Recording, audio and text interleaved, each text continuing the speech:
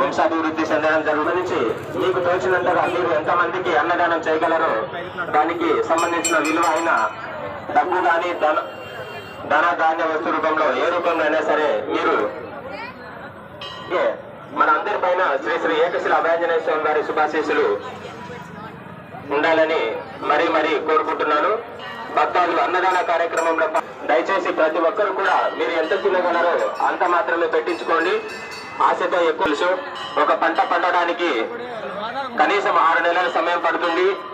కాబట్టి ప్రతి ఒక్కరూ అన్నం పరబ్రహ్మ స్వరూపంగా మీరు మనస్ఫూర్తిగా భుజించి ఈ యొక్క శక్తి సామర్థ్యాలతో అందరూ కూడా సుఖంగా ఉండాలని కోరు భక్తాదులకు అడ్డంగా పెట్టకుండా స్వామివారికి ఇరువైపులా చాలా ఖాళీ ప్రదేశం ఉంది.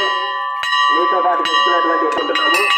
భక్తాదులు ఒక 10 నిమిషాల పాటు కనీసం 10 నిమిషాల పాటు మనం చాలా దూరం నుంచి సమయం కేటాయించి వచ్చాము. కాబట్టి ప్రతి ఒక్కరు కూడా అనవసరమైన మాటలు మాట్లాడుకోకుండా